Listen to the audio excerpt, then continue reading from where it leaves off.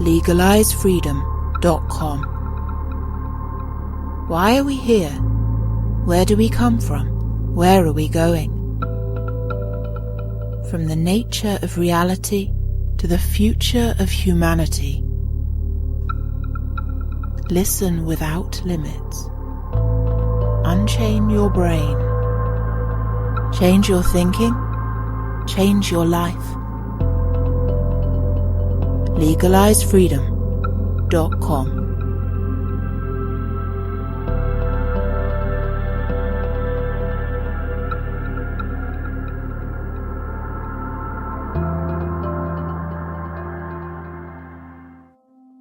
Greetings and welcome once again to legalizefreedom.com. I'm your host Greg Moffat, and my guest today is Paul Levy, who joins us to discuss the 2020 coronavirus crisis and the deeper psychological and spiritual origins of the virus. For almost 20 years, Levy has been writing about an insidious, invisible virus spreading and replicating itself throughout the human species. This deadly disease is a virus of the mind that cultivates and feeds on fear and separation. It is a true game changer for us to recognize that the coronavirus is literally a materialization in our world of the previously invisible virus that exists deep within the collective unconscious of humanity. What is playing out in COVID-19 can help us begin to see the deeper underlying pandemic, a collective psychological infection that has been wreaking havoc on our species behind the scenes and beneath our awareness from time immemorial. One of the real dangers of the current pandemic is for us to feel helpless, overwhelmed with despair, impending doom, and pessimism, a state which cuts us off from our agency and creative power. Strangely enough, the hardest of the hard sciences, quantum physics, comes to our aid as medicine to protect us from this psychological danger. A little insight into the essence of what quantum physics reveals to us can be the best anti-depressant imaginable. By revealing that we live in a thoroughly quantum universe, quantum physics is literally placing the keys to our future in our own hands. The question is, do we know how to wisely use the gift that is being freely offered to us? Hello and welcome, Paul, and thank you so much for joining us once again on legalizefreedom.com. I am so happy to be here. Really, just thank you so much. I say once again, Paul, it's been 7 years, believe it or not, 2013, since it was the first time that we spoke together, and it really doesn't seem like it was that long ago, but it was. Today, we're, of course, recording this in the midst of the so-called coronavirus crisis of 2020. We're going to be talking about the deeper psychological dimensions of that, because it's really where all of this is ultimately coming from within ourselves. But before we get into our discussion, for listeners who don't know, just let people know a little bit about who you are and your work in general. Sure. Well, so my background is a little bit unique in that I'm 63 now. When I was 24, I had this life-transforming spiritual awakening that got me in deep trouble. I was just so enthusiastic of what I was realizing. What I was realizing was that we're having a collective dream, and I was so enthusiastic or excited that it got me hospitalized. During that next, a little bit under 2 years, probably, I don't know, 4 or 5 times, I was thrown in mental hospitals and diagnosed as being chemically imbalanced or bipolar, or whatever they were calling it back then. And I knew I was having a spiritual awakening. It couldn't have been more obvious, from inside of my own mind. And, so I was fortunate to be able to very well, not super quickly, but over not that long of an amount of time to extricate myself from the whole psychiatric, community, which was guaranteeing that I had this mental illness, that I would have it for the rest of my life. They had me medicated, and they were like promising that as soon as I went off of the medication, I would have a psychotic break. I mean, it was so over the top abusive and insane. So I got myself out of that and then just continued unfolding my awakening. But that was deeply traumatic in addition to the trauma that precipitated this spiritual awakening. And, without going into the story, just my father was a real, he just acted out his unhealed abuse like we all do, but he just did it in such an intense way. And being the only child and being really sensitive, it created enormous suffering, which was the very thing that catalyzed me to go inwards, and that precipitated in the spiritual awakening. So basically, I was able to get through that whole experience. And then after about 12 years of going to therapy and making art and dreaming and studying Jung and doing Buddhist practice and just anything and everything I could do to help to alleviate my suffering, then in the mid-90s, I began teaching because I realized, I'm still kind of a work in progress, and I always will be. But at least I had come through this initiatory ordeal, which I was then recognizing was a shamanic initiation, and that the hospitalizations and the trauma and the abuse, that was in a way the descent into the underworld. And I made it through with my awareness intact and with my heart open, but it destroyed my family. I haven't had a family for 20 years. They bought into the diagnosis that I'm mentally ill, and they just think I'm in denial of my illness. And my parents both died thinking that, their only child was mentally ill. And we had a very, very tragic aspect to it, but I've had to deal with that. But I've been fortunate to create a body of work out of that experience, which if I wasn't able to connect with my creativity, then I would have been in deep trouble. So basically what happened for me was like, in a sense, this raw material out of which my whole creative work has come through. And that's the very thing that's healing me. So that's just a short form of a little bit of my background. It's kind of different than most people's. Well, as I mentioned a moment ago, we're going to be talking about some of the deeper psychological dimensions of this current crisis that we're all undergoing. And in some important ways, the physical virus itself is almost the least significant part of all this. And what people are dealing with in their minds, what they're going through, whether they've been affected by the illness or not, and most of us have not, fortunately. What is being revealed by this crisis is the fragility of the systems on which most of us depend, certainly in industrialized countries, energy systems, the economy, the ecosystem, the environment around us, and also our social systems, our political systems. All of those have been shown to a greater or lesser extent to be wanting. And a lot of us have been in denial about the sort of converging crises facing the world in the early years of the 21st century. But what's happening now, whatever you think about as I say, the physical virus itself, a mirror is being held up to the species, and it's for all the politicians and World Health Organization, all these other experts rushing around at the minute with their band-aids and their fixes and their plans for putting all this right and preventing anything like this in the future. If we don't address the deeper origins of the crises in energy, economy, environment I mentioned, that ultimately have fed into this and are feeding, this is sort of a self-perpetuating feedback loop, this. If we don't address those deeper issues, then we're not going to not even maybe survive the current crisis in one piece, but going forward, we don't really have a future unless we sooner or later address these issues. Yeah, that's definitely true. And, like I've been pointing out, in my work, the coronavirus, it has there's like the vectors of transmission, you could say, and there's not just the physical vector. That's what people are really focusing on, but there's a psychological vector of how it transmits itself into our mind.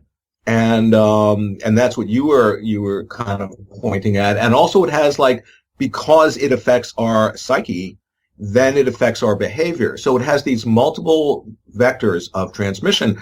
And that's really important because, just think about how the virus emerges into our world. And then the next thing you know, it emerges into our mind in the sense of fear or anxiety or stress. And that's the non-local body. That's the subtle body. That's the energetic or the operational sort of, you could call it the energetic body of the virus. And so the virus is, think about how it's unbelievably changed our world in so many ways.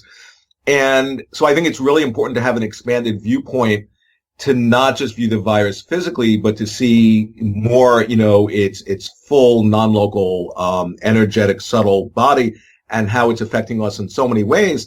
And then you begin to realize, wow, there is actually, with all the nightmare and the suffering, which is intense, what's happening to so many people, there's also encoded in the pathogen, in the virus, which has, is not just physical, it's actually this revelation. It's showing us something about ourselves and about our world. Because like you were saying, Greg, the underlying structures in our world that seemingly are keeping it together and are seemingly, sustainable and stable are being revealed as anything but. And so the point is that there's something really, really deep that's being touched inside of each one of us through what's happening in the world via our reactions to the virus. And, and just even one thing I just want to clarify. So here's the physical virus. It impacts on our mind. We get triggered. And then however we get triggered and act out unconsciously through that trigger, that informs our behavior. So you see what I mean? That the virus is having all of these different ways that it's impacting not only on us, but on our world. And then the world reflects that back. And then, like you were saying, an infinitely self-perpetuating feedback loop. We then react to the way the world is reflecting. And in essence, there's this madness. There's a collective madness. And that's the real virus. And that's what I've been talking about in my work, that the physical virus in our world, the coronavirus, is just a lower level emanation or a reflection in physical form of the actual higher dimensional virus, which is a virus of the mind. And that's the collective madness. Because think about it, even before the coronavirus came on the scene, our world was driving off a cliff. We were committing collective suicide. It's not like, oh yeah, I hope we return to those good old days when everything was fine. No, our madness had just appeared to be this normal situation. But we were collectively mad before the virus. So what I'm pointing at is that the virus could be like this sort of, light that's illuminating the deeper virus, which is a virus of the mind. Yes, because I personally don't know anyone who's been directly affected by the virus itself. I don't know anyone who knows anyone who's been directly affected, but partly that's a function of, we're all communicating a great deal at the minute across the world by electronic means, but people are not certainly out and about talking to strangers as much as they would normally be, perhaps. They're not mingling and going to other cities and seeing what the scene is like there. But whether one knows someone who has been directly affected by this or not, it's still easy to see that the biggest number of people that are being affected do not have the virus. They're being affected by the real pandemic, which is one of fear, and their reaction to what they think about the virus, as you said. Then you alluded it to being a mind virus, which of course really begins to cut to the heart of it, because in your work you've explored this very metaphor for the dark side of the human psyche long before anyone ever put it in the context of an actual disease, of an actual virus, and certainly long before the current crisis that's happening now was upon us. So this is something that if they stamp on, as I alluded to a few moments ago, if they stamp on the physical virus and get that under control, that ultimately that's not the end game, that's not over. Yeah. Oh, that's totally true. That in a way is my biggest fear, is that, just things returning back to normal. Because like I was saying, before the coronavirus came on the scene, things were just over the top, horrible. And, so what I'm pointing out in my work is that there's an incredible opportunity. If you think about it, the thing with the virus, it doesn't just transmit itself in like these drops of water. The virus is in the air. It's in the atmosphere. It's in our mind. And there's something we can, get hooked by the fear and then identify with fear, in which case then we've caught the virus and then are a carrier and will infect other people. And then we're part of the problem. But if we somehow cannot get hooked by the fear, and yet, if we don't get hooked by the fear, there's something that's so available. There's something, in the air, in the field that we can plug into. We're all feeling it. It's such an incredibly intense time. It's so dreamlike. And that if we can plug into that, it can actually help us to actually more deeply connect with who we actually are, with our true nature. It can help us more deeply connect with our creative nature, because being creative, like I point out in my work again and again, is the real medicine, not only for the physical virus, but for the deeper, for that mind virus that's afflicting our species. Well, it is dreamlike, as you said a moment ago, and a lot of people are talking about it in those terms because the world of apparent safety and certainty that surrounded them up to this point. Of course, it wasn't really like that at roots, but that's how it felt, or that's what people wanted to believe. That feels like if it hasn't been completely stripped away, then certainly people have glanced into the abyss, haven't they? The possibility that might all go away has been opened up for many people, whether that's livelihood or life, and everything around and between that. And people have talked about, walking the streets now when they can get out, talking, as you say, like being dreamlike. They've woken up in some sort of dystopian sci-fi horror. And other people, actually, I've spoken to, have couched it in different terms. They've spoken about it like almost like waking up, whether they've been out in nature and seen whole new levels in the sort of natural world around them that weren't really perceptible before. They were there, of course. And they've said it was actually prior to this, the sort of the 9 to 5, office job and the rushing around and the make work and the filling time and the losing track of what's really important. That actually now feels a bit dreamlike. So I think some people have entered into a nightmare at the minute, and other people actually feel that they've been woken up from one. Yeah. And I just wrote an article. I sent it out today, basically where I was contemplating, in my imagination, what if somebody came into my office and had a dream and shared with me their dream, and the dream was exactly what's happening in our world, that there's a global pandemic. The question that I ask is, well, how would we interpret that dream? And, when I point out that there's no, sort of like one size fits all technique of interpreting dreams, that somebody might have that dream and it might be really inspiring because everybody's coming together and we're recognizing our interdependence and interconnectedness, and people are awakening and people are accessing a deeper level of creativity. And that person's dream of the pandemic would be a reflection of what's going on deep inside of their soul, where somebody else might be having the same dream, and it might be like, oh my God, these are the end times. This is a nightmare. I'm totally afraid. And that's a reflection of what's going on in that person's soul. And so the point is that there's anything, this is quantum physics, there's anything objective.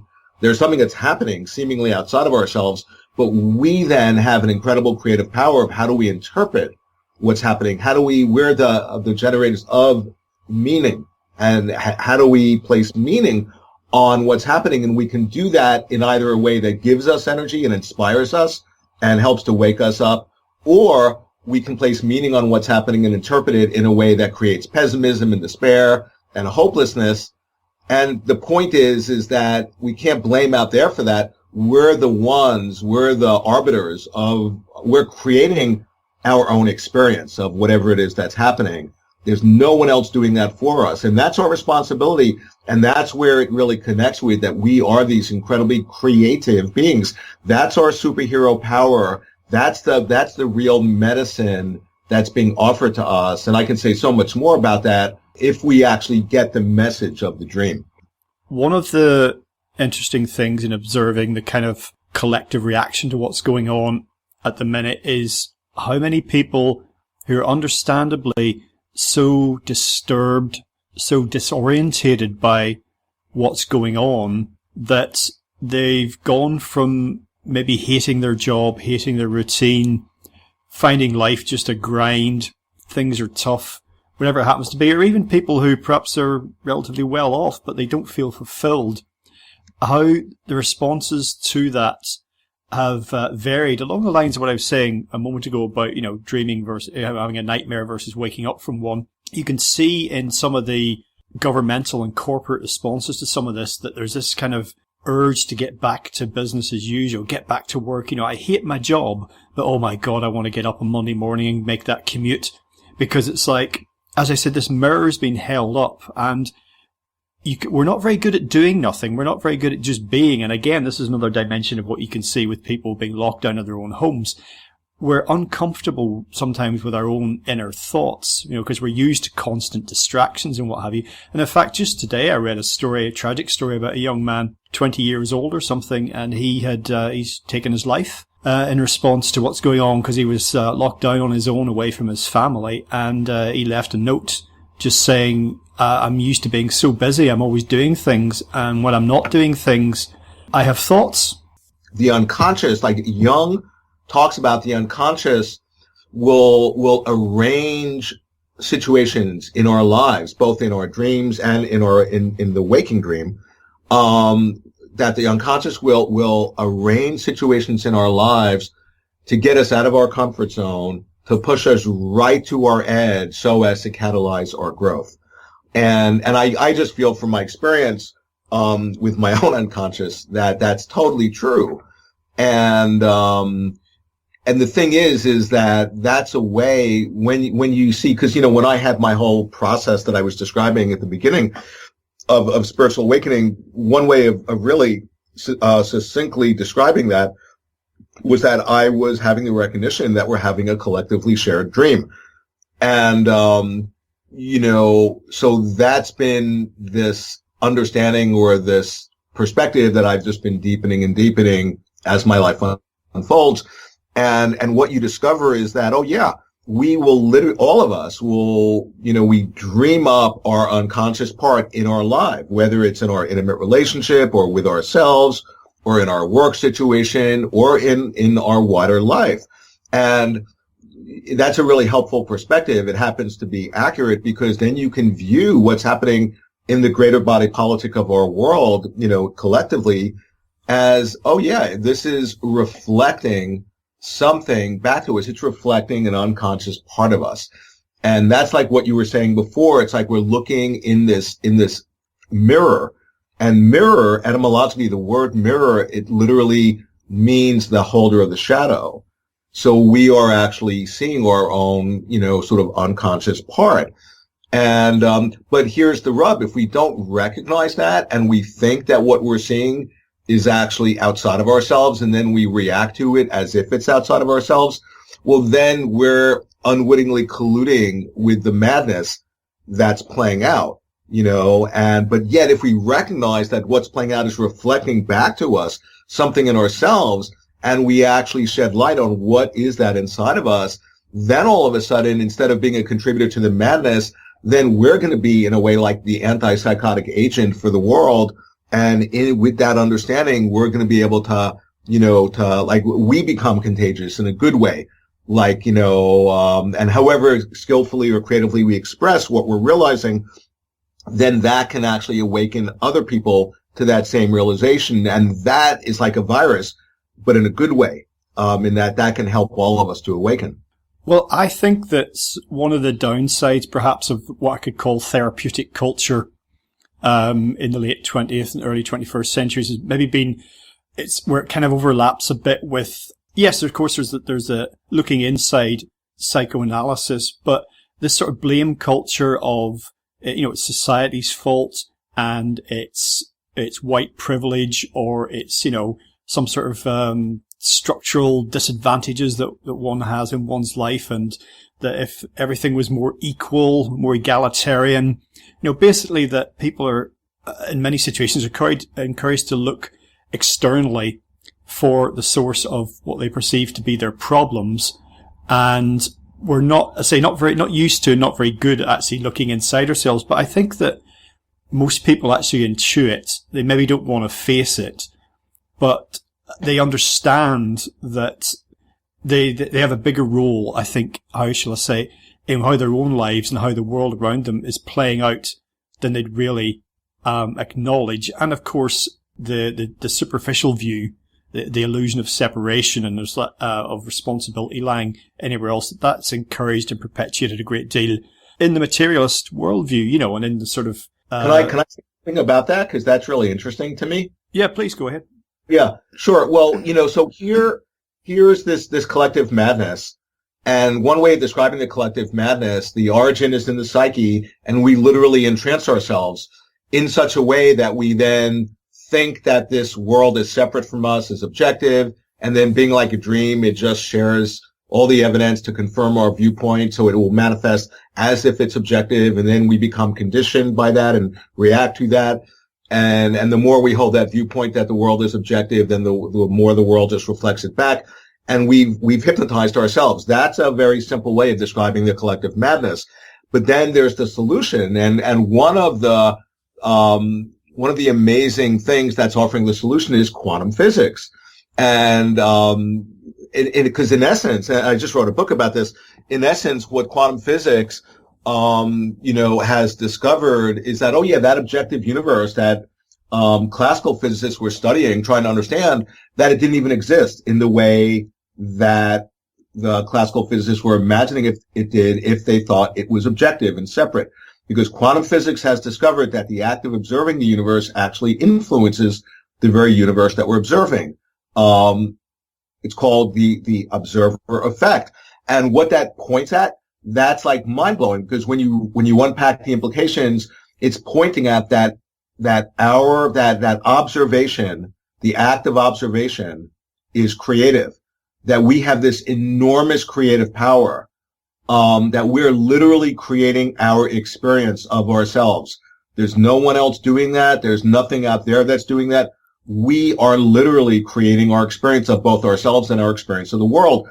And quantum physics is like showing us that. And one other way of describing the inside of quantum physics is that, it's actually, it's the medicine for, this collective madness, in the sense that the collective madness, like I was describing, gets hypnotized by its own mind thinking that this world is real. Well, quantum physics then shows, this is a dream. This is a collective dream. That's what quantum physics is showing. And not only is it showing that, it's actually the revelations emerging from quantum physics are an expression of the very dream that it itself is pointing at. Okay, so quantum physics is like this living symbol that we've dreamed into our world and into our minds to help us awaken, but it's only one of these treasures. There are multiple treasures, and even the coronavirus could be seen as a treasure. It's literally helping to wake us up to the dreamlike nature. So many people are saying, my God, it's so surreal. It's dreamlike. It's getting easier to wake up in the dream and to recognize the dream. And then when you recognize the dream, well, who's the dreamer? You're actually co-dreaming with the dream, which is to access your creative power. And that's the medicine. That's the solution. That's where our real agency and power, that's where it lies. Yes. And if anyone's listening to this and they're saying, as I'm sure a lot of people will, to themselves, okay, but I don't want to dream this. I don't want to experience this. This is terrible.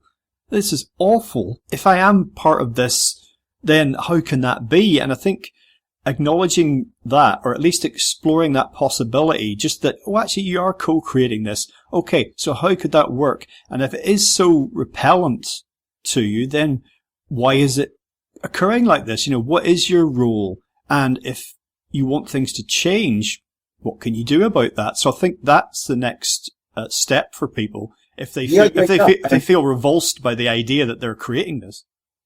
Right. No, that's like, that's the right question. Because, so say if somebody really gets switched on to this, right? Okay, well, then what? And I would point out, well, because we're only one dreamer and, of human beings, that we're one of 7.5 other of these billion people we're all co-dreaming the dream. So one person having this realization might not, actually make a difference in a real overt way. But here's the thing. If one person has that realization, of the dreamlike nature of our responsibility, or, owning their shadow, or, seeing the coronavirus is reflecting, the mental virus inside of our species, or however you would articulate that realization, that, you see, because all the great teachers that I know say the way to transform what's happening, it's not going to happen through the collective in the sense that, creating new laws or whatever. No, it happens via the individual.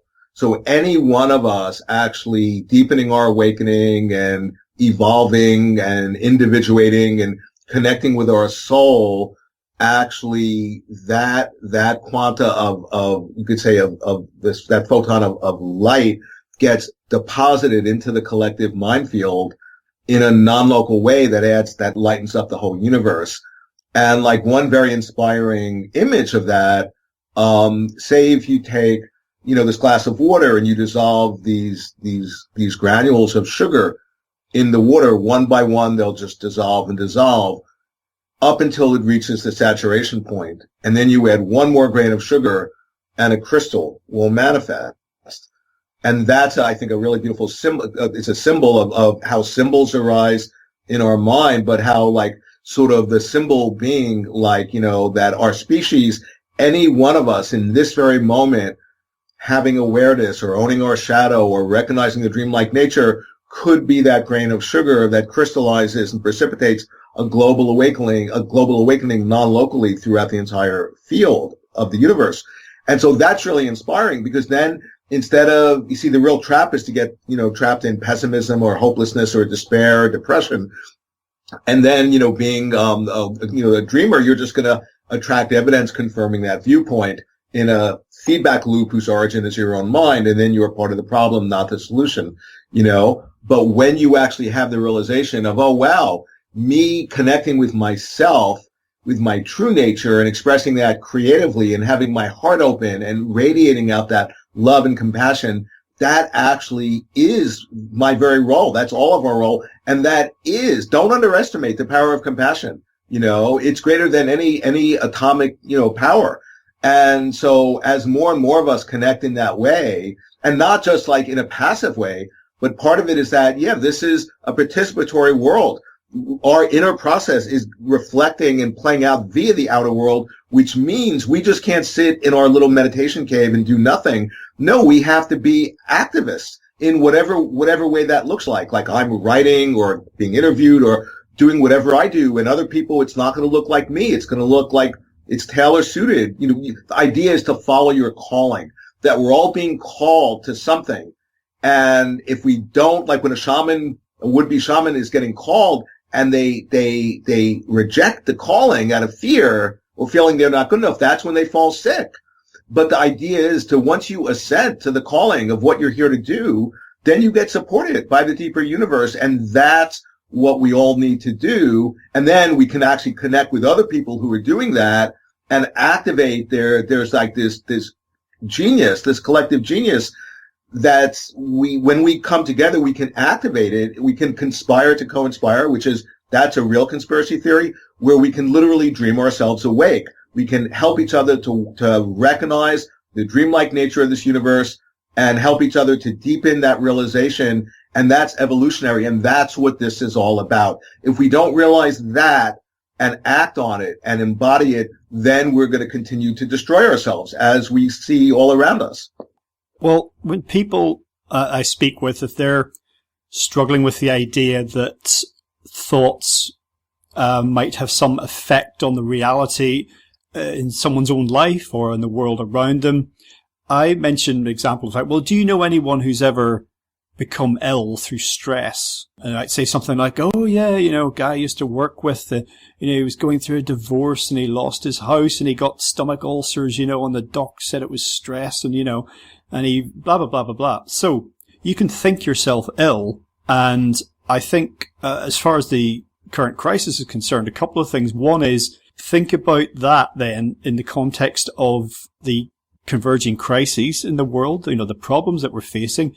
And also then in the context of our reaction to what's happening right now. Are we going to run around like headless chickens, trying to put this thing back in its box, pretend like there isn't really a problem, get back to business as usual? Are we going to be just consumed by fear and blame everyone else, take it out on everyone else, blame the Chinese, blame the Russians, whatever it happens to be? So how are we going to respond to this? And again, put that in the light of what I've just said about the idea that we all grasp, I think, when we boil it right down, the idea that what you think, your emotions, how you feel, what's going on inside your mind can play out through your actions in your life, but also in your body. Yeah. No, what you're saying is great because it makes me think, like, just because I feel like I want to just, more articulate and shed light on what I mean about that we have this incredible creative power, that's in essence the illness, that all of us have this, like unimaginable creative power. And to the extent that we're unconscious of it, it gets turned against us in a way that's killing us. And that's getting writ large on the world stage. And here's a way of understanding that. So say if you're in a dream at night, right? And what is the dream? But it's just a reflection of your mind. It is your mind. It's your psyche. That's what a dream is. And, so then if you're holding a viewpoint, the dream has no choice but to reflect back your viewpoint. And because it's doing that, then you have the evidence confirming the objectivity of your viewpoint, which makes you more fixed and entrenched in that viewpoint. And the more fixed and entrenched you get in your point of view, the more the dream will just offer you evidence confirming the objectivity of that. And what I'm describing, and that happens ad infinitum. So you've literally, by your genius of how you call forth reality, you've cast yourself under a spell and you've hypnotized yourself by the very genius of your own mind. And of course, that's going to, if it's a negative point of view, then your body, which is not separate from the dream, is going to be getting stressed and creating illness. And it's this infinitely self-generating feedback loop whose source is the psyche. So that's like one way of understanding it. But when you actually see the dreamlike nature and what you're actually thinking is objective, and you realize, wait a second, this is a dream, all of a sudden, what you discover is you have this incredible creative agency that you didn't know you had before. And so then all of a sudden, you're much more connecting with your intrinsic creative power.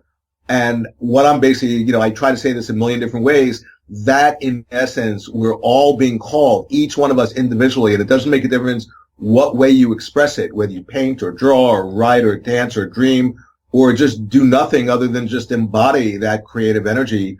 And, and the energetic expression of that is compassion. And, so that, that's what we're being called, to do as a species, each and every one of us. And particularly when we connect with, and if I could just explain that, like say, going back to the imagination, to a dream. Imagine you're in a dream, you have lucidity, you've woken up in the dream, and then imagine other of your dream characters. They're also waking up, and they're just aspects of yourself, which is what you recognize when you wake up in a dream, that we're not separate. And then you all hang out together and contemplate what you're having insight into, what you're having this realization of, i.e. that this universe you're inhabiting is a function of your dreaming, that it's a collective dream. That is nothing out there, but we, moment by moment, we're unconsciously dreaming up that, because keep in mind, I'm describing a night dream where dream characters have lucidity. And I'm saying this maps on to our experience in the waking dream, because in that imagination, as more dream characters have that lucidity and connect with each other and realize, oh my God, we can put our lucidity together in a way that will literally dream the dream in a way that's much more in alignment with who we're discovering ourselves to be, our true nature, which is not separate from each other. And that's evolutionary. That's what this is all about. The coronavirus is a catalyst to actually activate the evolution of our species. And if we don't get the message, it's going to be killing us. Well, I've met, just to talk about the difference between, or the commonality perhaps between, night dreams and the waking dream. I've met characters, individuals from my waking life in dreams. And of course you might say, oh yeah, well, everyone dreams about people they know. But I mean, in the sense that I had one exchange many years ago and someone showed up wherever it was in my dream, whatever the location was. And I said, what are you doing here? And this person said, well, I have dreams as well. Almost like, I'm allowed to be in here, wherever we are. And I also heard someone telling a story about they'd had a dream and this white rabbit appeared very forcefully as part of this dream. And the next day, a friend or colleague said to this person, you dreamed about a white rabbit last night. And they were like, whoa, how do you know that? He said, I was the white rabbit. And on experiences like that, at the very least, should make us I don't know. What do you think about this? I see people dismissing these experiences that we all have that suggest something about the nature of reality you're talking about. And we just sort of file them away. I remember being told as a child, if I woke up from a nightmare, oh, don't worry, it's not real. And I remember thinking it felt pretty damn real whenever I was sweating and thrashing around in the bed. Yeah. So if I could just say, I mean, like, Carl Jung felt that the greatest discovery of the 20th century in the realm of psychology was what he called the reality of the psyche. That the psyche had an ontological reality in and of itself. It was as real as this physical reality. And so, yeah, like I'm glad you brought that subject up, Greg, because so many people have, paranormal, out of the ordinary experiences. I know it's been true for me for years. And that was part of my awakening. And I understand now, yes, something was being revealed to me about the nature of reality. And one of the,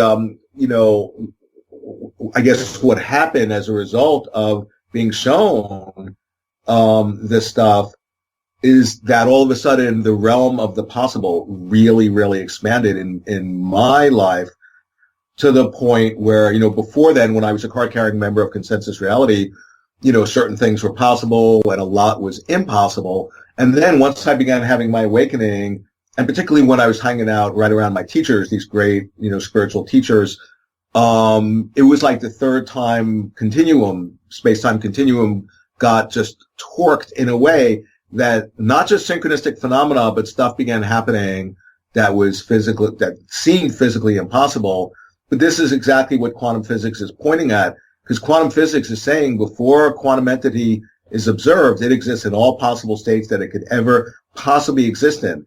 And then you observe the entity and all of the potentialities disappear except for one, which becomes the actuality.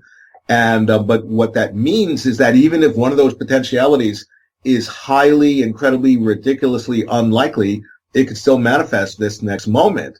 And just to connect that to the real world that we're in right now, what that means is that the possibility that humanity could actually awaken, in a sense, to avert the impending catastrophe, that's actually within the realm of the possible. And it really helps as more and more of us get that, because like I was saying before, if we get hooked into pessimism, then we're part of the problem, because then we're going to, attract evidence confirming our pessimism in that self-generated feedback loop whose origin is our own mind. So the idea is when you see the incredible open-ended potentiality and possibilities that's being offered to us each and every moment, and it's even more available to us now than it was before the advent of the pandemic. And because there's such an incredible energy just in the field, and we're all feeling it. And so that's in essence what I'm trying to get across to people. Well, Pete, if anyone goes to explore your work at your website or in your many books and articles, sooner or later they're going to come across this concept with Tico, this idea. So perhaps we should just say a word about that in the context of what we're talking about, and the challenge and opportunity presented to us there. So there is something to overcome, I think. Yeah, sure. So Tico, that's a Native American indigenous term, the Cree Indians. And it really connotes the spirit of evil. And it's a mind virus. It's the mind virus that I've been talking about. Or you could say it's a psycho-spiritual disease of the soul. It operates through the projective tendencies of the mind. Like I was describing before, it operates through like the unconscious part of us that has this blindness. We all have this blind spot. And Tico operates through the projective tendencies of our mind, through our blind spot, in such a way that we unwittingly become the instrument to act it out. And at the same time, it hides itself from being seen. So that's why you see people acting out stuff that's contrary to their best interests. That's, a manifestation of this mind virus. Now, keep in mind, it doesn't actually exist in intrinsic independent form. So there's nothing to be afraid of. It actually feeds off of fear. And yet the paradox is that even though Tico doesn't exist, it can kill us. And what that's an expression of is that it's showing us our unconscious creative power that we just don't even know we have. And so now Tico is a quantum phenomena, Well, before I go into that, the thing about Wetiko that's amazing, it's an inner disease of the soul that somehow is able to like transcend the boundary of inner and outer, and it somehow expresses itself through the medium of the outside world by synchronistically, seemingly configuring events in the outer world so as to reflect the inner state of a psyche under its thrall. And so that's amazing, because the way to actually see Wetiko, because it's invisible, is to recognize how it's playing out in the outer world. But then Wetiko feeds off of polarization. And so, but if you see somebody who seemingly is taken over by Wetiko and acting it out, if you think, oh, they have Wetiko and I don't, well, then you're in a polarized point of view, and then you've fallen under the thrall of the bug. The point is, similar to a dream where the inner and the outer are reflections of each other, if you see how the Wetiko works out there, whether it be a person who's possessed by it, or, you know, a system, or, you know, how it's playing out in the body politic around the world, and you recognize that that's a reflection, that's reflecting that darker part back to you, that's when you're beginning to really be able to deal with Wetiko in a way that's helpful. Now, the thing about Wetiko is that it's a quantum phenomena, which means, you know, quantum phenomena, what I'm meaning is that in the superposition of states are both that Wetiko contains the deepest poison. It's the most pernicious evil. It's archetypal evil that, you know, we're acting out both individually in our own selves, interpersonally with each other, and collectively as a species. Wetiko is the source of that deepest, darkest archetypal evil, and it's the most incredible medicine. It's an incredible blessing. If Wetiko didn't exist, we would have to invent it, okay? Because Wetiko is actually catalyzing us to wake up. It's pride, you know, instead of like, let's get an antibiotic for this, you know, bug, and it starts to evolve and to transform, and it's forcing us to mutate. And it's literally catalyzing our evolution, or it's going to kill us. And so what I'm pointing out is that it's a revelation. Wetiko is a revelation, just like quantum physics. It's a revelation, just like the coronavirus. It's a revelation. And if we don't recognize what it's revealing to us about who we are, about ourselves, about our incredible creative power, if we don't recognize what it's revealing to us about the nature of our situation, i.e. that we're in a collective dream, if we don't recognize that, then guaranteed we're going to continue to destroy ourselves. But if we recognize it, that's when we connect with our creative agency and power and can actually, you know, intervene in the dream and dream the dream differently. And this isn't New Age woo-woo BS. This is what's being offered to us. This is the nature of our situation. And it's absolutely imperative that more and more of us have this recognition and connect with other people who are having the recognition. That's what this is all about. Of course, one of the things to be watchful of at the moment is the role of fear in all this, how that's connected with the idea of the other and of separation. And of course, there's a lot of rhetoric at the minute of coming together. I'm sure at your side of the pond, you've got the same, I don't know if you even watch television, but the same media, shall I say, saturation of messages of togetherness and, you know, we'll get through this as one. But then you see a lot of fearful suspicion out there from, you know, even now from neighbour to neighbour, you know, and so it's a fluid situation, as you say, full of potential, but this is a prime old moment, you know, this is not it's not the time for chin scratching, really, is it? We're in the game now, we're in the sort of the centre of this, whatever it is we're called to do, it's do something, because I feel, even just walking around, which I'm still able to do every day, I can sense this energy, and it's not good, a lot of it, and it's like people are being pushed apart from each other, like, you know, magnets with opposing forces. In the little simple act of walking along the pavement and having other people jumping to get away from you, things could kind of go either way at the moment, and there is a lot of fear and suspicion, which is we have to be mindful of, because it's very, very easy to get sucked into that, I think.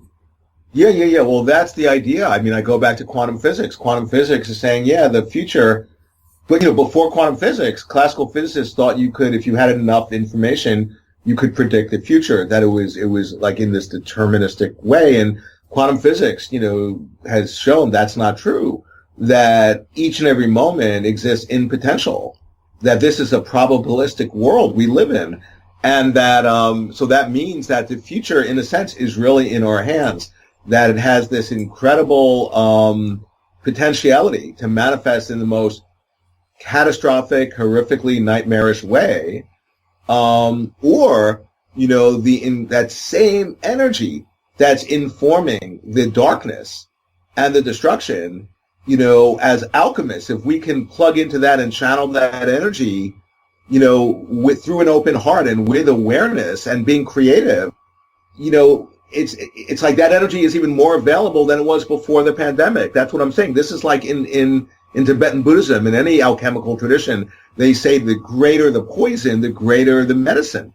When you plug into that energy and you alchemically transform it and channel it into this realization, and that's what's available to us. And like I'm saying, yeah, it's great, that thing you were saying about, oh yeah, we're all in this together and all that. And I have a quote of Jung. I'm working on another article, and he says, the way he says it, he goes, yes, we're all in the soup together that's being cooked for us, whether we have claimed to invent it or not. We will, continue on the way to this universal, I think he says, suicide, unless we go through a symbolic death. And it just so maps on to what we're going through now. And the idea is, what is that symbolic death? And I go back to Tico, because Tico, before I discovered the Native American word, I was calling it malignant egophrenia, or ME disease. It's an aberration of the human ego, in which we identify with this limited version of who we are. And that's what, so it's like this misidentification of who we think we are. ME disease, me disease is really the acronym. So one way of understanding Tico, and this will connect, is that it's like an imposter. In the apocryphal text, they talk about Tico. Every spiritual tradition does in their different way, and the apocryphal text calls it a counterfeiting spirit. It will ape us, and it's like this mimic, and it will impersonate us, and then it imitates us with this false limited version of who we are. And then if we don't see that it's doing that, we then identify, it puts us on, which has a double meaning of like putting on a suit of clothes and to fool us. And then if we don't see its ploy, we then identify with its limited version of who we are. And in doing that, we've both simultaneously given ourselves away and disconnected from our own power. And then we've fallen under the spell, and no one else is doing that to us. We're doing that to ourselves. And so, the idea being that, to see through that illusion and to recognize who we actually are, which is that we don't exist separate from each other. That's to begin to connect with, the greater personality, or the higher self. There are a lot of different names for it, or the God within. And that's, in a sense, that's to really cure that fear, because fear only arises when there's an other. But when you have the recognition that there is no other, that we're all, by being all in this together, we're not separate entities in this together. We're all interdependent and interconnected. And that's the expansion of consciousness, that actually dispels Tico and is the very solution, is the very medicine. That's where encoded in the pathogen, in the coronavirus pandemic, encoded, hidden within it, is the very medicine, if we recognize that, and not just intellectually, but to really step into that and act out of that realization. Well, I just wonder, despite all the fear and despair, worry about the future out there at the moment, that there are a lot of people who are understanding, maybe for the first time, even on a superficial physical level, how dependent they are on other people, whether it is healthcare workers or supermarket employees or the guys who come around and take the trash away, all of that maybe they'll, even if there is some sort of relative normality, that they will look at those people and the systems in a slightly different light. Now, whether people can make the leap from there to thinking about how that applies in every system in the world, and also not just to their friends and family and the people in their town or city, but to those that they've been taught by political demagogues to regard as the other, the source of their problems, whether they can make that leap into thinking globally about this interdependency and these networks. Yeah, well, the idea is like, like a dream, this is a multidimensional experience we're having. And, it's that idea, like in my work, I talk about what I call to be this spiritually informed political activist, that, we have to really, intervene in our waking dream, in life, in whatever way we're being called. And, so I just can't encourage people enough to not get caught in pessimism or despair. It's very convincing. It's so seductive. And then we have all the, the agreement, that it's easy to find evidence and agreement of people, to confirm our viewpoint that we're really screwed. But that is, this, act of Tico. That's to fall under its spell. Because then, you can't be of help to anyone, let alone yourself. And, but I'm saying there's potentially good news. I mean, this is the good news of the Bible. I mean, and yet it's all around us. Like Christ says, the kingdom is spread all over earth.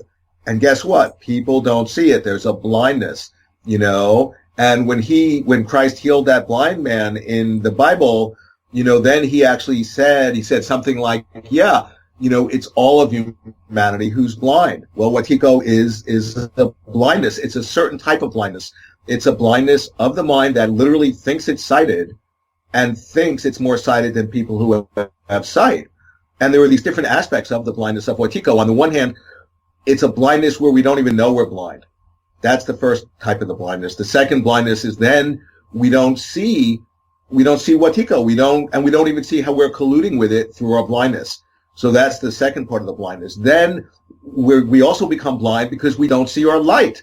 When we're afflicted with Tico, we don't recognize our intrinsic light. And that is our nature.